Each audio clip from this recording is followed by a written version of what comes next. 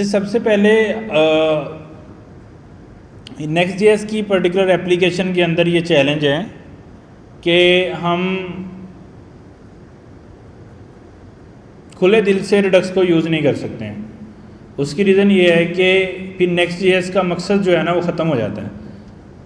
उसकी रीज़न ये है, क्या है, रिडक्स का जो स्टोर है ना वो क्लाइंट साइड रेंडर होता है, वो सर्वर से रेंडर नहीं होता है। अच्छा, रिएक्ट के जो और फ्रेमवर्क्स हैं ना उनमें ये टेंशन नहीं है, जैसे रिएक्ट में नहीं है, जैसे रिएक्ट नेटिव में नहीं है, जैसे और जिनमें एसईओ का मसला नहीं है, जैसे रिएक्ट तो है ही सारे क्लाइंट साइड रेंडर होती है, तो उसमें तो इशू नहीं है। उसमें तो हम प्रोवाइडर लगा देंगे रूट पे, क्योंकि प्रोवाइडर का जो फंक्शन है वो क्लाइंट साइड है, तो उसको जहाँ जिस लेवल पे आपने उसको लगा देना है, लाइक अगर आप उसको रूट लेआउट पे लगा दोगे, प्रोवाइडर को ऐप के रूट लेआउट पे लगा दोगे, ये रूट लेआउट है ना इसका, सॉरी लेआउट, यहाँ पे अगर आप प्रोवाइडर लगा दोगे, इसको फिर आपको यूज़ क्लाइंट बनाना पड़ेगा। आपने इसी को यूज़ क्लाइंट बना दिया तो सारी नेक्स्ट.जेएस की एप्लीकेशन ही क्लाइंट साइड होगी। समझ आ गई है ना। लेकिन रिएक्ट की जो दूसरी एप्लीकेशंस है ना, जिसमें रिएक्ट.जेएस खुद है, क्रिएट रिएक्ट ऐप है, रिएक्ट नेटिव है, या उनमें जिनमें एसईओ का इशू नहीं है, उनमें तो हम रिडक्स का स्टोर सीधा ही लगा देते हैं रूट लेवल पे, ग्लोबल लेवल पे, सबसे टॉप लेवल पे। लेकिन नेक्स्ट.जेएस में अब हमने इसका सोल्यूशन निकालना है। अच्छा, इसका सोल्यूशन सिंपल है। सोल्यूशन ये है कि हम अपनी एप्लीकेशन को थिंक करेंगे कि कौन सा ऐसा हिस्सा है जिसके अंदर हमें, चूँकि जो एसईओ में चीज़ें आती हैं जो सर्वर से रेंडर होती हैं ना, वो इतनी चेंज नहीं होती हैं, और उनमें ज़्यादातर होता है लैंडिंग पेज, जो मेन पेज होता है ना हमारी एप्लीकेशन का, वो हमारा सर्वर से रेंडर होना चाहिए। ऐसे ही है ना। जैसे अगर हम देखें तो मैं यहाँ पे अगर जाऊँ trello.com पे, ये हमारा मेन पेज है, इसको हम कहते हैं लैंडिंग पेज या होम पेज। अब इनमें अगर आप देखें तो ज़्यादा इसमें कोई चीज़ मैं चेंज कर सकता हूँ नहीं, मैं इसमें क्या कर रहा हूँ, डाटा को सिर्फ रीड ही कर रहा हूँ, इससे ज़्यादा मैं नहीं कर पा रहा इसमें कुछ। तो इसलिए इस पेज के रूट लेवल वाले पेज, फॉरवर्ड स्लैश वाले पेज के ऊपर मुझे क्लाइंट साइड रेंडर करने की ज़रूरत नहीं है। लेकिन अगर आप इसको लॉगिन करेंगे तो इस तरह का आपको बोर्ड नज़र आएगा। इस बोर्ड में अगर आप देखें तो इसमें हमें कोई एसईओ नहीं चाहिए, और सारी की सारी चीज़ें क्या हैं, इसमें सारी की सारी चीज़ें ड्रैग एंड ड्रॉप और सारी चेंज होने वाली चीज़ें हैं। तो वो हम जितने भी कंपोनेंट हैं वो क्लाइंट साइड भी रेंडर कर दें तो इशू नहीं आएगा। क्या समझे आप। हमने अपने लैंडिंग पेज के अलावा वाली सारी एप्लीकेशन को क्या कर देना है, क्लाइंट साइड रेंडर कर देना है। अच्छा, समटाइम किसी एप्लीकेशन में डैशबोर्ड बना होता है, अब वो डैशबोर्ड वाली सारी एप्लीकेशन, उसमें कोई एसईओ का इतना ज़्यादा इंपॉर्टेंस नहीं होती। जो एडमिन पैनल्स हम बनाते हैं, इस तरह के डैशबोर्ड बनाते हैं। अगर मैं आपको कोई यूआई दिखाऊं, इस तरह की जो एप्लीकेशंस होती हैं जिसमें ये सारा डाटा रिकॉर्ड इस तरह का होता है, इस तरह की एप्लीकेशन के अंदर भी कोई एसईओ का कोई लेना देना नहीं होता। इनके ऊपर भी मैं प्रोवाइडर रूट पे लगा दूं तो गुड इनफ है। सही है। तो इसका मतलब है कि हमें अपनी एप्लीकेशन को देखते हुए नेक्स्ट में ये डिसाइड करना है कि मुझे कहाँ से क्लाइंट साइड करना है। तो टेक्निकली ये जो मेरा ऐप के अंदर मेन होम पेज है ना, इसके में ऊपर मैं यूज़ क्लाइंट नहीं लगाऊंगा, इसके ऊपर मैं यूज़ क्लाइंट नहीं लगाऊंगा, क्योंकि ये मेरा लैंडिंग पेज है, इसको मुझे एसईओ के अंदर देखना है। तो इसका ये मैं सारा इसका लैंडिंग पेज वाला स्टाइल यहाँ से ख़त्म कर दूंगा, और इसको मैं सिंपली कह दूंगा ये मेरा लैंडिंग पेज है, और इस पर मैंने कोई भी यूज़ क्लाइंट नहीं लगाया। अच्छा, अगर नहीं लगाया तो मैं लेआउट वाले कंपोनेंट के अंदर भी ये चीज़ नहीं कर सकता। क्यों नहीं कर सकता? क्योंकि अगर लेआउट में करूंगा तो फिर भी क्या होगा, फिर भी होम पेज भी क्लाइंट साइड रेंडर हो जाएगा। अच्छा, हम क्या करेंगे, हम ऐप के अंदर एक ऐसा राउट बनाएंगे जिसके अंदर सारी एप्लीकेशन उसके बाद से क्लाइंट साइड रेंडर होगी। हमने पढ़ा था ना कि हम लेआउट, एक तो मेन रूट लेआउट है, एक किसी पेज लेवल पे भी लेआउट बना सकते हैं, ऐसे ही है। अच्छा, हम क्या करेंगे, हम अपनी एप्लीकेशन के कुछ तो कंपोनेंट हैं वो हमने कंपोनेंट्स में रख लिए। अब ऐप के फोल्डर के अंदर आके हम एक ऐसा फोल्डर बनाएंगे जो हम जिन पेजेस को हम क्लाइंट साइड रेंडर करना चाहते हैं, उसका नाम से पहले हम ना ये ब्रैकेट्स लगाएंगे। ब्रैकेट्स क्यों लगाएंगे? मैं उसका राउट, एक्चुअल राउट नहीं बनाना चाहता। लाइक अगर मैं यहाँ पे बनाऊँ मे बी सर्विसेज का पेज, और उसके अंदर जाके मैं पेज डॉट TSX बनाऊँ और उसमें मैं रिएक्ट का रेंडर कर दूँ और इसका नाम मैं रखूँ सर्विसेज, तो क्या होगा? ये वाला पेज मुझे कहाँ पे एक्सेस मिलेगी? इसकी मिलेगी मुझे एक्सेस // सर्विसेज के ऊपर मिल गई एक्सेस यहाँ पे। अच्छा, अगर मैं चाहता हूं कि यार मैं डिवीजन भी कर लूं, फोल्डर स्ट्रक्चर की डिवीजन भी कर लूं, लेकिन वो राउट में भी ना आए, क्योंकि सर्विस से आगे फोल्डर बनाऊंगा तो वो राउट में आएगा ना ऊपर। तो अगर मैं ऐसे चाहता हूं कि वो राउट में ना आए, तो मैं क्या करूंगा?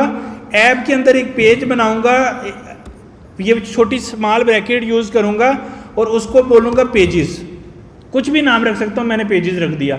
अब इसके अंदर जितना कुछ भी बनेगा ना, उसके साथ ये / पेज राउट नहीं बनेगा। क्यों नहीं बनेगा? मैंने क्या लगा दिए?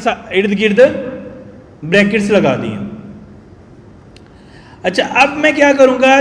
चाहे सर्विसेज हैं उसको भी अंदर कर दूंगा, उसके माइग्रेट, उसके अंदर ही मैं बनाऊंगा लॉगिन का फोल्डर, उसी के अंदर मैं बनाऊंगा साइन अप का फोल्डर, उसी के अंदर मैं बनाऊंगा मे बी काउंटर का पेज, सही है। उसी में मैं बनाऊंगा मैं स्टूडेंट की, अगर कोई मुझे फंक्शनैलिटी लगानी है, उसी में टीचर का पेज, सारा कुछ उसी में ही आ रहा है। अब इस पेज लेवल के ऊपर मैं एक लेआउट बनाऊंगा, layout.tsx। अब मैं जो रिएक्ट स्टोर प्रोवाइड करूंगा ना, मैं वो लेआउट को करूंगा। अब जब मैं लेआउट को करूंगा, इस पेज के अंदर जितने भी पेजेस बनेंगे उन सब के अंदर स्टोर ऑटोमेटिकली प्रोवाइड हो जाएगा, लेकिन इससे बाहर नहीं होगा इस पेज पे, और हम वो करना भी नहीं चाहते। वो क्यों नहीं करना चाहते? क्योंकि वो हमारा होम पेज है, उसको हमें SEO के अंदर रखना है, उसको हमें SEO से बाहर नहीं निकालना, इस वजह से हम ऐसा नहीं करना चाहते। इसी तरह अगर मेरे पास यहाँ पे कोई डैशबोर्ड होगा, तो मैं डैशबोर्ड भी उसी के अंदर ही बनाऊंगा, उसके अंदर भी स्टोर ऑटोमेटिकली प्रोवाइड हो जाएगा। क्यों हो जाएगा? क्योंकि इस लेआउट के अंदर मैं क्या करूंगा, यहां पे मैं इसको बोलूंगा pages layout, client pages layout, ठीक है। और इसके अंदर हम यहाँ पे मुझे लेआउट की तरह क्या मिलेगा? चिल्ड्रन मिल जाएगा, और यहाँ पे जाऊँगा तो मुझे यहाँ पे चिल्ड्रन मिल जाएगा। और इस चिल्ड्रन को मैं क्या करूँगा? सिंपली यहाँ पे कॉल कर दूँगा। अब मुझे पता है कि अगर मैं इसके अंदर यहाँ पे लेट्स सपोज मैं लिखता हूँ साथ में क्लाइंट पेजेस लेआउट, ये वाला मैं इधर कॉपी करता हूँ, अगर लेट्स सपोज ये इधर कॉपी करता हूँ और लॉगिन के अंदर जाता हूँ, लॉगिन पेज डॉट TSX, और इसको क्या कर लेते हैं? लॉगिन। तो क्या लॉगिन में मुझे वो वाला राउट जो मैंने इस पेज लेवल पे राउट बनाया वो लॉगिन पे मिलेगा या नहीं मिलेगा? मिलेगा। अल्लाह के बंदे, ये जो मेन लेआउट है ये वाला, इसको मैं यहाँ पे एक टैग लगा लेता हूँ, लेट्स सपोज मैं कहता हूँ पेरेंट लेआउट, सही है। अब अगर मैं यहाँ पे ये देखो मेरे पास पेरेंट लेआउट आ रहा है, सर्विसेज में ये देखो क्लाइंट पेज लेआउट आ रहा है या नहीं आ रहा? आ रहा है। इसी तरह अगर मैं लॉगिन के ऊपर जाऊंगा तो वहां पे क्लाइंट पेज लेआउट भी आएगा और पेरेंट लेआउट भी आएगा।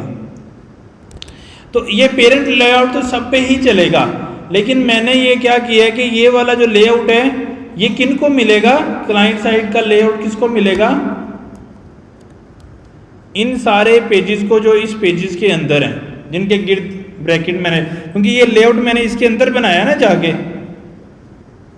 तो अब टेक्निकली अगर मैं इस लेआउट के अंदर स्टोर प्रोवाइड कर दूं तो क्या होगा, इस पेजेस के अंदर जितने फोल्डर जितने पेजेस हैं और उन पेजेस में जितने रिएक्ट के कंपोनेंट आगे हम कॉल करेंगे जो कि इन कंपोनेंट्स के फोल्डर में बनाएंगे, उन सब के अंदर स्टोर ऑटोमेटिकली प्रोवाइड हो जाएगा। ऐसे ही होगा ना।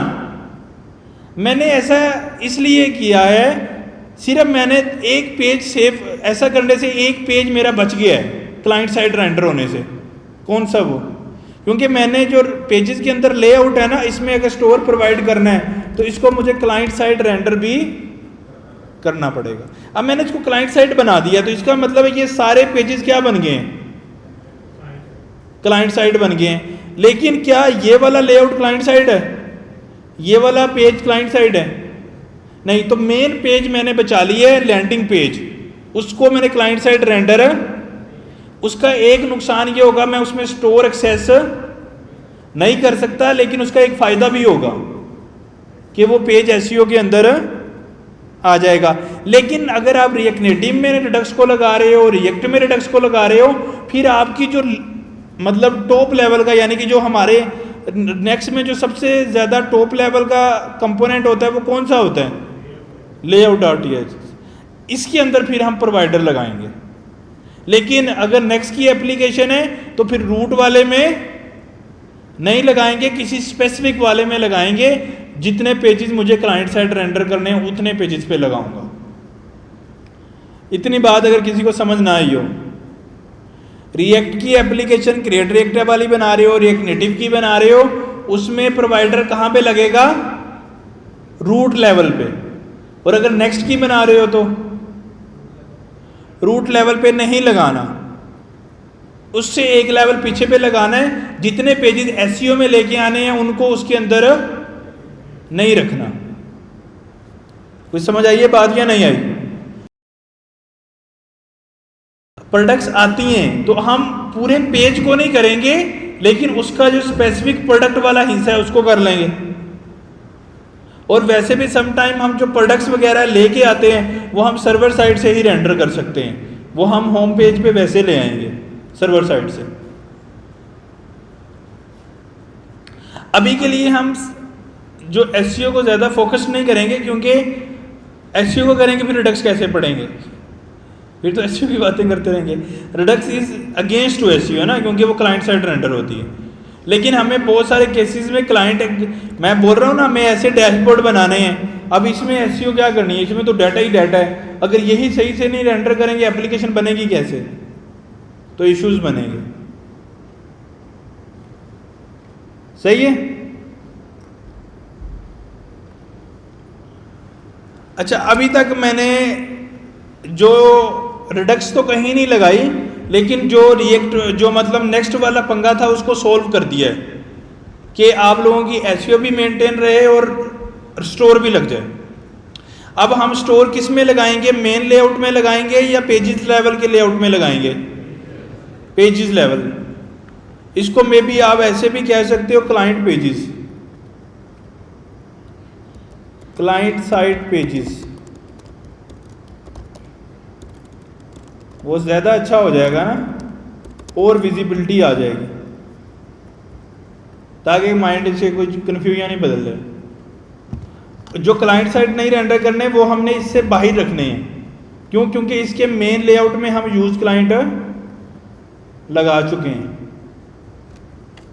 सही है।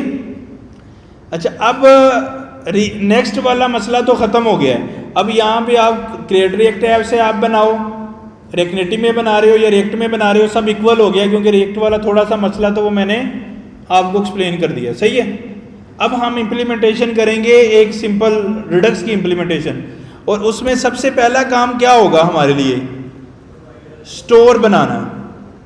स्टोर बनेगा तो प्रोवाइड करूंगा ना।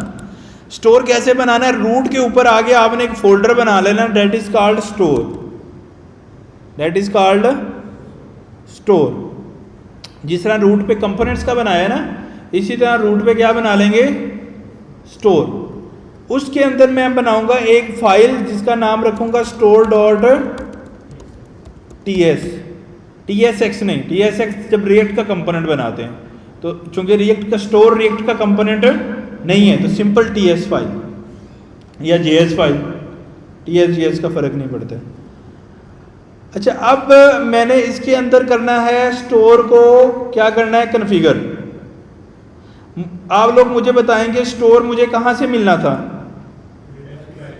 रिडक्स क्या हमने इंस्टॉल की है, npm इंस्टॉल रिडक्स, और कौन सी लाइब्रेरी थी, रिएक्ट रिडक्स, मैंने दोनों इंस्टॉल कर दी। अब स्टोर में मुझे कहां से मिलेगा, इंपोर्ट कन्फिगर स्टोर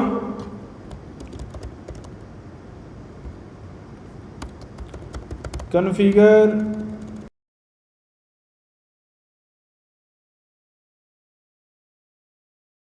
सॉरी हमारे रिडक्स टूल के लिए इंस्टॉल करने थे ना, npm इंस्टॉल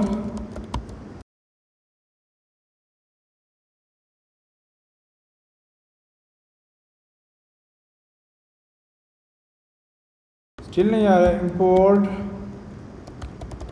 कन्फिगर, रट्टा तो लगा नहीं सकते हैं, तो फिर क्या करना पड़ेगा, रिडक्स टूल किट को सर्च करना है और वहाँ पे जाके उसके गेटिंग स्टार्टेड पे क्लिक करना है, क्विक स्टार्ट पे क्लिक करना है, रिडक्स टूल किट को इंस्टॉल करना है। ये कमांड एक दफ़ा फिर से चला देते हैं। ये इंस्टॉल कर दिया हमने। इंस्टॉल करने के बाद हमें कन्फिगर स्टोर मिल जाएगा, तो सिंपली हमने ये वाली लाइन इधर आके पेस्ट कर दी। सही है। कन्फिगर स्टोर हमें कहाँ से मिल रहा है, रिडक्स टूल किट से। उस फंक्शन को मुझे कॉल करना है, मैं इसका आंसर सेव करूँगा इस फंक्शन का स्टोर के अंदर। Export constant store configure store, जो फंक्शन मुझे रिडक्स में से मिला है उसको मैंने करके स्टोर को कन्फिगर कर लिया है और उसके अंदर मुझे रिड्यूसर्स पास करने हैं। देखो एक्चुअली स्टोर क्या होता है, लिस्ट ऑफ रिड्यूसर्स या list of slices he store होता है ना, और क्या स्टोर होता है। तो इसको मुझे क्या प्रोवाइड करना है, यहाँ पे हमने सिंपली कांस्टेंट स्टोर बनाना है, एक वेरिएबल बनाना है स्टोर, और उस स्टोर बनाने के लिए कन्फिगर स्टोर का फंक्शन है, उसको कॉल करना है। कॉल करने के बाद इसको एक ऑब्जेक्ट पास करना है। अच्छा, ऑब्जेक्ट के अंदर मेरे पास होगा एक की डेट इज कॉल्ड रिड्यूसर्स। अच्छा, उस रिड्यूसर को एक ऑब्जेक्ट चाहिए जिसमें मैं लिस्ट ऑफ रिड्यूसर्स पेश करूँगा, सारे प्रोवाइड करूँगा। तो अभी मेरे पास वो नहीं है, इसलिए मैंने इसको एम्प्टी छोड़ दिया और यहाँ से मैं इसको एक्सपोर्ट भी कर दूँगा। तो इससे क्या होगा कि मेरा ये वाली लाइन जो है वो कंप्लीट हो गई। क्विक स्टार्ट के अंदर मैंने स्टोर कन्फिगर कर लिया और अभी मैंने रिड्यूसर नहीं बनाया। अच्छा, अब वो कह रहे हैं इस स्टोर को प्रोवाइड कर लो। स्टोर को कैसे प्रोवाइड करेंगे, हमने स्टोर किधर प्रोवाइड करना है, नेक्स्ट की एप्लीकेशन में, ऐप के अंदर, क्लाइंट साइड पेजेस के अंदर, लेआउट के अंदर आके यहाँ पे हमें प्रोवाइडर मिलेगा। प्रोवाइडर कहाँ से मिलेगा, रिएक्ट रिडक्स से प्रोवाइडर मिलेगा। वो प्रोवाइडर मैंने क्या करना है, रूट के ऊपर आके ऐसे प्रोवाइडर का टैग बना देना है और इसको मैंने पास कर देना है चिल्ड्रन। ऐसे मतलब जो मैंने डिव के अंदर चिल्ड्रन रखा हुआ था वो किस में रख देना है, तो इसका मतलब है इसके सारे पेजेस प्रोवाइडर से, प्रोवाइडर उनका पेरेंट बन जाएगा। अब प्रोवाइडर को क्या चाहिए था, प्रोवाइडर को क्या चाहिए था, स्टोर। अच्छा, वो स्टोर मुझे कहां से मिलेगा, स्टोर के अंदर स्टोर की फाइल से, store.exe से स्टोर मिलेगा, वो मैं प्रोवाइडर को पास कर दूंगा। यहां तक किसी को कंफ्यूजन हो कि मैंने दो जो वन टाइम करने वाले काम थे ना वो दोनों कर दिए। वन टाइम करने वाले कौन कौन से काम थे, एक तो स्टोर क्रिएट करना और दूसरा प्रोवाइडर प्रोवाइड करना, दोनों काम मेरे हो गए। अब उसके बाद मुझे क्या करना था, स्लाइसिस बनाने हैं और एक्शंस बनाने हैं, स्लाइसिस बनाने हैं और एक्शन बनाने हैं। स्लाइसिस बनाने के लिए मैं स्टोर के अंदर एक फोल्डर बनाऊंगा, उसका नाम रखूंगा स्लाइसिस।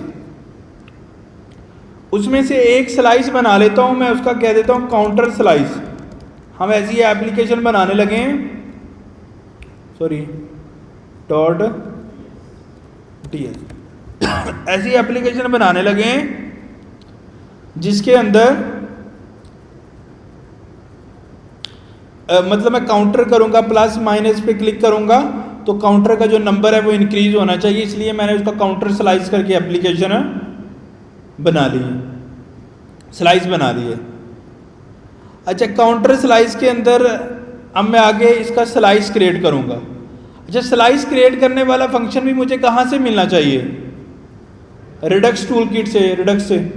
तो वो मैं इंपोर्ट करूंगा क्रिएट स्लाइस, वो मुझे कहाँ से मिल जाएगा?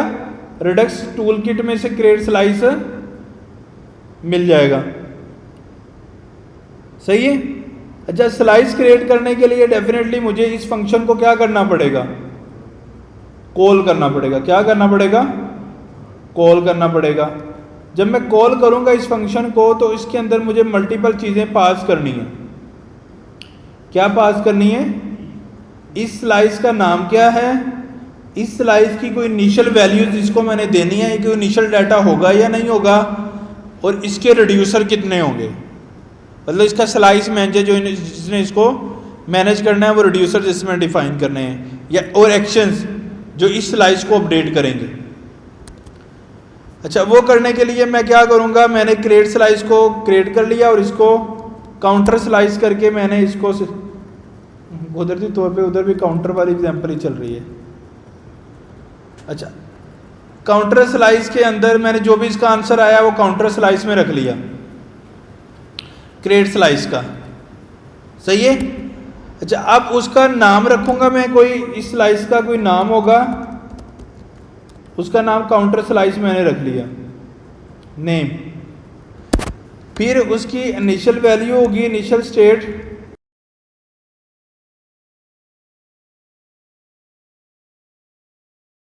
अच्छा, इनिशियल स्टेट होगी और रिड्यूसर्स। अच्छा, इस काउंटर स्लाइस के अंदर मैंने इसका नाम क्या रखा है? Counter slice. इनिशियल स्टेट का मतलब है क्या क्या इस पर्टिकुलर स्लाइस में कोई इनिशियल वैल्यूज होंगी या नहीं? तो हम कह सकते हैं कोई इनिशियल वैल्यूज होंगी, और वो क्या क्या होंगी हमने उसकी वैल्यूज बतानी है। तो हम बेहतर ये है कि हम ऊपर भी डिफाइन कर सकते हैं इनिशियल स्टेट, और उसमें हम डाल सकते हैं इनिशियली हम इसमें वैल्यू रखेंगे काउंट, और उसकी वैल्यू रख देंगे 0, और उसके बाद हम उसको उसकी और क्या इसके अलावा वैल्यू कुछ भी रख लेते हैं, यूज़र नेम रख लेते हैं ताकि हमें थोड़ी कीज़ ज़्यादा मिल जाएं। इसकी इनिशियल वैल्यू मैंने ये रख दी है, ईमेल रख लेते हैं। सही है। तो काउंट, यूज़र नेम और ये इनिशियल वैल्यूज रख दी, और इसको मैंने सिंपली इनिशियल स्टेट को पास कर दिया। और अगर हम कुछ भी ना पास करें तो ऑटोमेटिकली वो इसको रीड कर लेगा। अब एक्चुअली मेरी स्लाइस के अंदर 3 कीज़ हैं, काउंट जिसकी के वैल्यू 0 है, यूज़र नेम जिसकी वैल्यू नवीद है, ईमेल जिसकी वैल्यू naveen@gmail.com है। सही है। स्लाइस क्रिएट करने के लिए हमें एक ऑब्जेक्ट पास करना पड़ता है, उसमें नेम प्रोवाइड करना है, इनिशियल स्टेट प्रोवाइड करनी है, और रिड्यूसर्स प्रोवाइड करने हैं। ये 3 चीज़ें हमें स्लाइस क्रिएट करते हुए प्रोवाइड करनी है। अच्छा, अब इसके अंदर क्या क्या चीज़ें आएंगी? रिड्यूसर के अंदर एक्चुअली हमारे आते हैं एक्शंस, कि जो एक्शंस डाटा हम 2 तरह के एक्शंस होते हैं मैंने बताए हैं। एक वो एक्शन होते हैं जो इंटरनेट से बात नहीं करते, वो सिर्फ रिएक्ट से डाटा ला के स्लाइस को देते हैं। एक ऐसे एक्शंस होते हैं जो इंटरनेट से बात करते हैं। अभी हम सिर्फ उसकी बात करेंगे जो इंटरनेट से बात नहीं करते हैं। सिंपल एक्शन जो एक जो थंक एक्शन होते हैं, यानी कि जो इंटरनेट से बात करते हैं, थंक एपीआई, एसिंक थंक एपीआई से वो बनाते हैं, वो डिफरेंट है जो एपीआई को कॉल करते हैं। अभी हम उन एक्शंस की बात नहीं कर रहे, ऐसे एक्शन जो सिर्फ रिडक्स के स्टोर को डाटा ला के देते हैं। अच्छा, अब इसके अंदर हमें क्या करना है, सिंपली हमारे पास एक इंक्रीमेंट का एक्शन होगा और वो क्या करेगा, वो स्टेट को सेट करेगा और उसकी वैल्यू में state dot increment plus 1, sorry state dot count dot plus 1, और इधर भी उसकी वैल्यू रखेंगे काउंट। तो वो स्टेट की काउंट की वैल्यू को ले गया, उसमें 1 का इजाफा करेगा और स्टेट डॉट काउंट जो मैंने इधर वैल्यू सेव की है स्टोर में उसको अपडेट कर देगा। इंक्रीमेंट हो गया। इसी तरह हम एक बना लेते हैं डिक्रीमेंट का, उसका काम क्या है, -1। अभी के लिए हम 2 बना लेते हैं। अब हमने इसके एक्शंस क्रिएट करने हैं और रिड्यूसर से निकालना है इसमें से। Export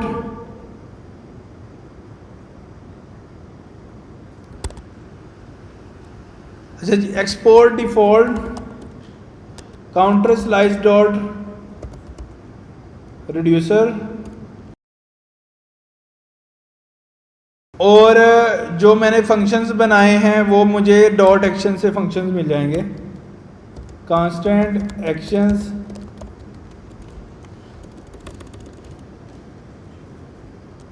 increment decrement counter slice dot actions.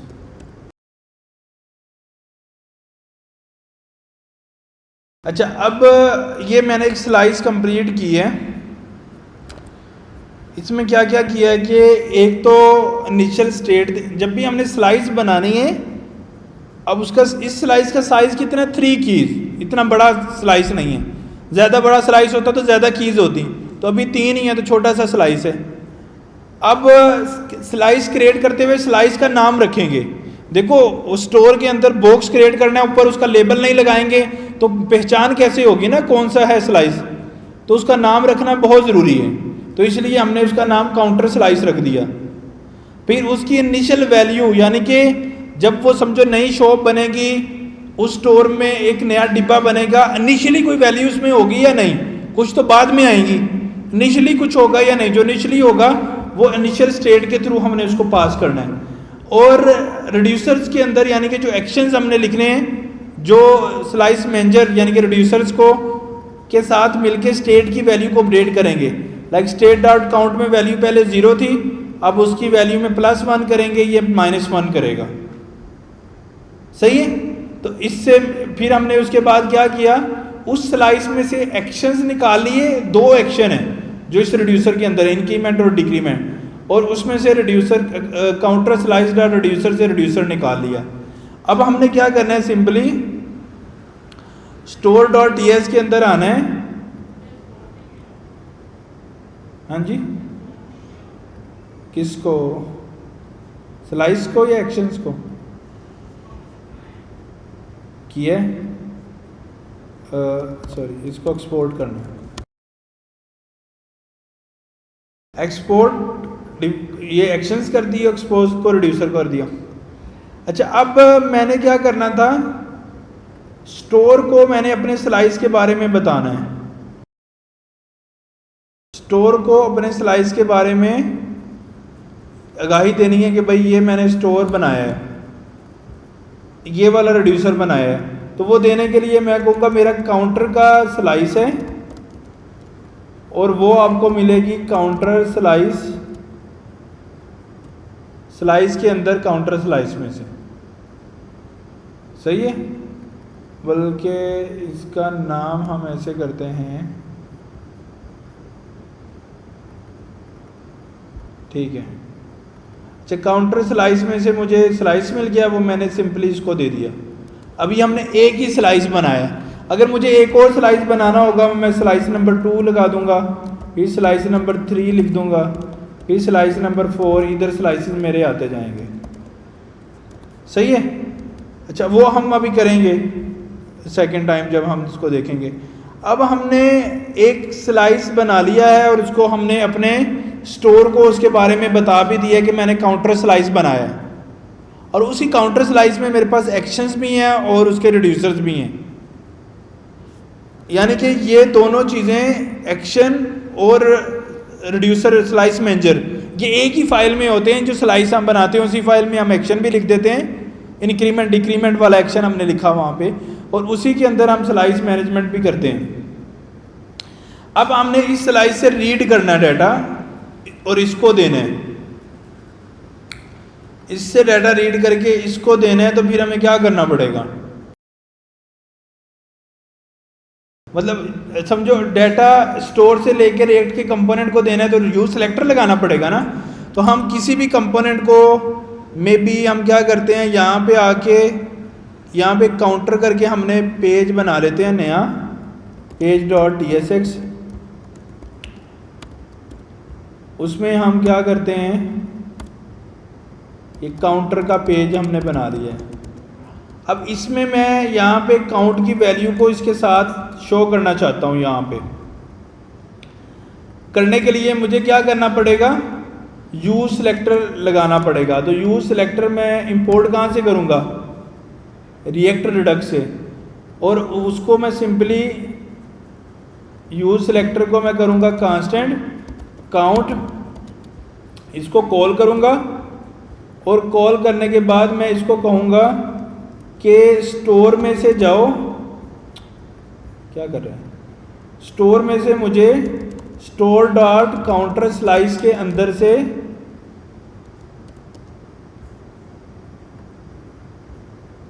Counter slice के अंदर से काउंट की वैल्यू ला के दो।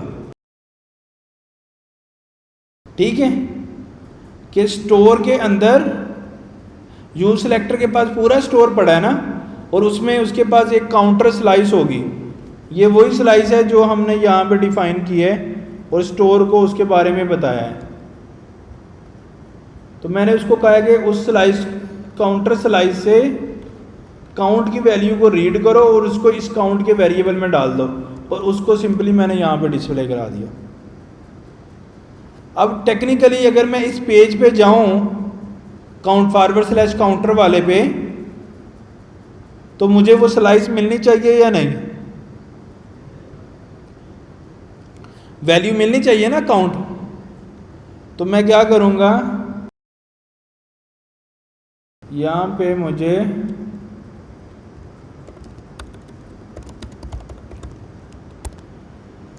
एक काउंट 0 मिल रहा है। अगर मैं उसकी इनिशियल वैल्यू को चेंज कर दूँ, 10 कर दूँ, तो मुझे क्या वैल्यू मिलेगी, 10। 0 कर दूँ तो क्या मिलेगी, 0। अगर मैंने काउंटर स्लाइस में जो ईमेल पड़ी है उसको डिस्प्ले करना है किसी कंपोनेंट बी में, मतलब मैं किसी और पेज में करना चाहता हूँ, मे बी सर्विसेज पेज में मैं ईमेल को शो करना चाहता हूँ, तो कैसे करूँ, मैं क्या करूँगा, यहाँ पे सिंपली यूज सेलेक्टर। देखो रीड करना तो आसान था ना, उसके लिए तो कुछ काम ही नहीं करना था। तो यूज सेलेक्टर, और उसके अंदर मैंने क्या करना है, स्टोर मिल जाएगा मुझे पूरा, और स्टोर के अंदर से मैं क्या कर लूँगा, काउंटर स्लाइस ही है ना उसका नाम भी, उसमें से मैं क्या रीड कर लूँगा, ईमेल। और ये मुझे कहाँ पे मिल जाएगी, ये मुझे कांस्टेंट ईमेल वाला मैं कोई वेरिएबल बना लेता हूँ, उसमें मिल जाएगी।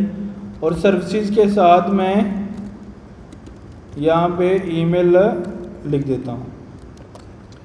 और अगर मैं सर्विसेज पेज पे जाऊँ अब, तो मुझे ईमेल भी वहाँ पे नज़र आनी चाहिए। देखो ना, हमने जब भी रिएक्ट के कंपोनेंट ने स्टोर से डाटा लेना है तो सिंपली यूज सेलेक्टर लगाना था, और यूज सेलेक्टर ने बताना है कि पूरे स्टोर में से किस स्लाइस में से कौन सी की चाहिए, यही बात बता रहे हैं ना बस। और उसको हम वेरिएबल में स्टोर कर लेते हैं, वो सिंपली प्रिंट कर देते हैं। तो रीड करना तो सीधा है ना, रीड करने में तो कोई भी काम करना ही नहीं था, रीड करना तो डायरेक्टली यूज सिलेक्टर लगाना है और प्रोवाइडर वन टाइम लगा देना है। ये तो वन टाइम है, वो हमने एक दफ़ा लगा दिया है वन टाइम। और जो स्टोर कॉन्फ़िगर करना है वो भी वन टाइम है। लेकिन स्लाइसेस जो क्रिएट करने हैं वो हम करते ही रहते हैं, ऐसे ही है ना। बेसिक तो उनकी कितने मेरे पास फीचर हैं, और एक्शन जो है वो ऑटोमेटिकली मुझे स्लाइस में से मिल जाते हैं। तो अभी हमने सिर्फ रीड करने वाला किया है, राइट करने वाला नहीं किया, डाटा को चेंज करने वाला नहीं किया। अब हम राइट करने वाला भी एक दफ़ा कर लें, फिर समझ आ जाएगी हमें कि हम काउंटर के अंदर पेज हमने बनाया था क्लाइंट साइड के अंदर काउंटर, और उसके अंदर मुझे वो वाला कंपोनेंट मिल रहा है काउंट। इसी के नीचे मैं या इसी में बना लूँ या इसके नीचे मैं वो काउंटर वाला कंपोनेंट कॉल कर देता हूँ, काउंटर कंपोनेंट वो मैं कॉल कर देता हूँ। इसके अंदर प्रॉप हम ख़त्म कर देते हैं, इसमें हम सिर्फ वैल्यू पास कर देते हैं, यानी कि इधर प्लस माइनस का बटन लगा लेते हैं हम। तो हम एक बटन बना लेते हैं, उसमें प्लस लिख देते हैं, जिसका काम है कि हमें हमारे यहाँ एक्शन को डिस्पैच करना। तो ये भी क्लाइंट साइड कंपोनेंट है हमारा। अब हमें अगर कोई स्टोर में वैल्यू अपडेट करनी होती है तो हमें एक्शन कॉल करना होता है ना। तो एक्शन कॉल कैसे होता है? डिस्पैच करना होता है। और डिस्पैच कहाँ से मिलता है मुझे? रिएक्ट डेस्क से। तो मैं करूँगा डिस्पैच मीन यूज डिस्पैच। ये फंक्शन है जो हमें ये रिएक्ट रिडक्स से मिलेगा, उसको मैं एक डिस्पैच करके वेरिएबल में स्टोर कर लूँगा। और इस डिस्पैच को मैं सिंपली क्या करूँगा, यूज़ करूँगा। जब इस बटन पे क्लिक होगा तो मैं इसका बना लेता हूँ ऑन क्लिक हैंडलर यहाँ पे,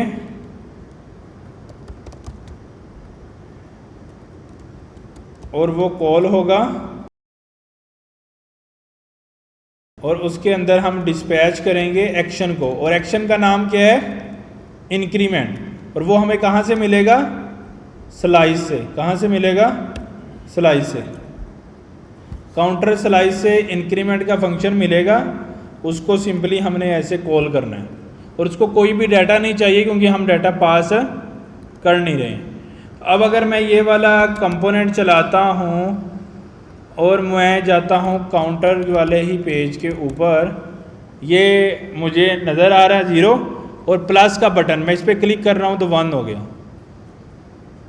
हालांकि हमने एक्शन कॉल किया काउंटर वाले कंपोनेंट से, लेकिन पेज पेरेंट वाला अपडेट हो रहा है। ऐसे ही है ना। वो क्यों हो रहा है? क्योंकि हमने अभी डिस्कस किया था कि जब भी स्टोर में वैल्यू चेंज होगी, चूंकि काउंटर उसने रीड किया हुआ है, वो पेज ऑटोमेटिकली चेंज होगा। सही है। इस कंपोनेंट काउंटर ने वैल्यू को अपडेट किया और पेज काउंटर के अंदर उसकी वैल्यू चेंज नजर मुझे आ रहा है। सही है, क्योंकि मैंने इधर से इसको सिलेक्ट करके इधर काउंट की वैल्यू डिस्प्ले की हुई है। तो इस वक्त 23 यानी कि रिडक्स के स्टोर के अंदर वैल्यू क्या पड़ी हुई है? 23। अगर डिक्रीमेंट वाला करना हो तो फिर क्या करना पड़ेगा? हम किसी भी जगह पे लगा सकते हैं, इसका ज़रूरी नहीं है कि कहीं उसी पे लगाना है, हम किसी भी जगह पे लगा सकते हैं। एक और बटन लगा लेते हैं यहाँ पे और उसके में भी न्यू लाइन खींच लेते हैं उसकी, ताकि थोड़ी डिवीजन हो जाए। और इसको माइनस कर देते हैं और ऑन क्लीन हेडर डिक्रीमेंट कर देते हैं और इसको मिलता जुलता जो है कांस्टेंट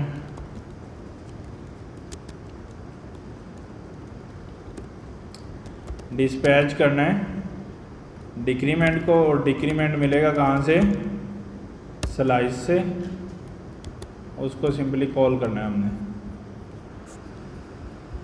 सही है। अच्छा, अब प्लस था 0 इंक्रीज हो रहा है, इससे क्या हो रहा है, डिक्रीज हो रहा है। तो अब एक काउंटर का कंपोनेंट है जो एक्शन को कॉल कर रहा है, यानी कि डिस्पैच कर रहा है इंक्रीमेंट वाले को और डिक्रीमेंट वाले को। ये कॉल कर रहा है, ये वैल्यू को रिडक्स के, जब ये कॉल होता है तो होता क्या है, हमने लिखा हुआ है ना कोड इसका। जब ये कॉल होता है तो स्टोर के अंदर स्लाइस में ये एक्शन लिखा हुआ है इंक्रीमेंट का, ये पुरानी स्टोर को यानी पुरानी स्टेट को लेता है, उसमें से काउंट की वैल्यू को काउंट +1 कर देता है, ये काउंट -1 कर देता है। अब जैसे ही वैल्यू चेंज होती है, हमने बोला था यूज सिलेक्टर जिधर जिधर भी लगा होगा, अगर रिडक्स की स्लाइस चेंज होगी तो ऑटोमेटिकली वो डाटा को दोबारा से गेट करेगा, अपडेट करेगा उसको। All good. अच्छा, अब हमारा बेसिक हमने अंडरस्टैंड कर लिए, हेलो हाय, एक स्लाइस बनाया है, कुछ एक्शन बनाए हैं, डाटा को रीड राइट दोनों ऑपरेशन कर लिए। रीड करना तो आसान है, यूज सिलेक्टर ही लगाना है। राइट करने के लिए एक्शन कॉल किया है, डिस्पैच किया है, उसने फिर आगे जाके स्लाइस के अंदर वैल्यू को चेंज किया है, और उसको फिर हमने रीड किया होता तो वो चेंज हो रही है, नज़र आ रही है हमें। लेकिन फ्यूचर में, अब हमने नेक्स्ट क्लास में हम डिस्कस करेंगे इसकी इन डेप्थ, दोबारा से हम इसको कन्फिगर भी करेंगे, अंडरस्टैंडिंग बनाएंगे, और साथ में अब चूँकि एक थोड़ा सा खुश्क है क्योंकि एक दफ़ा करने से समझ नहीं आती है, नेक्स्ट टाइम हम दोबारा से इसको शुरू से अंडरस्टैंड करेंगे प्रैक्टिकली कि प्रोवाइडर कैसे प्रोवाइड किया, स्टोर कैसे बनाया एंड सो ऑन सारा। एंड देन उसमें हमारा गोल ये होगा कि हम ऐसे एक्शन बनाएं जो एपीआई कॉल्स भी करें। अभी तो हमने सिर्फ वो बनाए ना जो एपीआई कॉल्स नहीं कर रहे, तो ऐसे एक्शन बनाएं जो एपीआई कॉल भी करें, तो वो फिर हम उसको अंदर उसको चलाएंगे। स्टोर डॉट, हर वो कंपोनेंट जिसमें, हर वो फाइल जिसमें रिएक्ट का कंपोनेंट नहीं आएगा उसको हम TSX नहीं करेंगे। रिएक्ट, देखो इसमें रिएक्ट का कंपोनेंट नहीं आ रहा है, ये तो रिएक्ट की, ये तो सिंपल टाइपस्क्रिप्ट की लॉजिक है, तो इधर नहीं TSX। अब यहाँ पे रिएक्ट का कंपोनेंट था, ये देखो ना, ये कंपोनेंट बनाया हमने, तो इसलिए हमने इसको TSX किया। पेज के अंदर भी हम क्यों TSX करते हैं, क्योंकि रिएक्ट का कंपोनेंट बनाते हैं।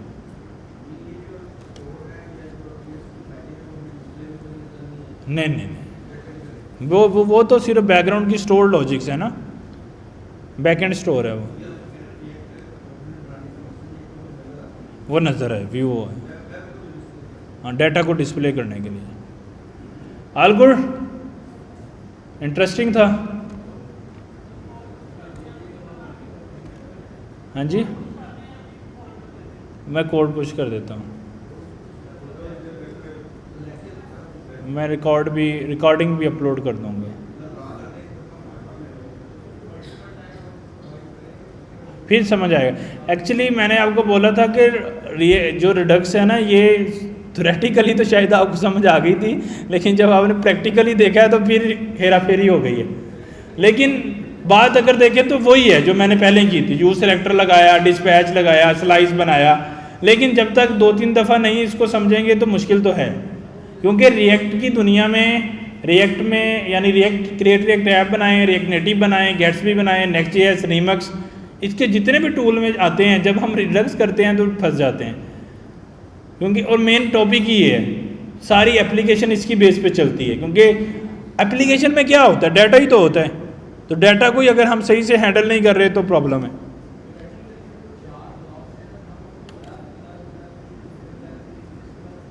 अभी भी अलग अलग ही हैं, अगर आप देखें तो इसको देखें, हम रिएक्ट का कंपोनेंट सेपरेट चल रहा है, स्टोर हमने लैदा से बनाया एक फाइल के अंदर, that is called store.ts file, 2 लैदा चीज़ें हो गई। अच्छा, फिर स्लाइस बनाया और एक्शन बनाए। अब इन दोनों का थोड़ा सा कन्फ्यूजन ये है कि ये एक्शन हम सेपरेट भी बना सकते हैं और इसके अंदर भी बना सकते हैं। तो हमने अभी अंदर वाला किया, लेकिन नेक्स्ट क्लास के अंदर हम एक्शन लहदा बना रहे होंगे और रिड्यूसर लहदा बना रहे होंगे। वो टेक्निकली हमारे पास तो डाटा नहीं होता है, टेक्निकली हम सारा डाटा एपीआई से लेके आ रहे होते हैं, तो फिर हमें वो एपीआई वाले ही एक्शन बनाने पड़ते हैं और एपीआई वाले एक्शन हम सेपरेटली बनाते हैं। सही है।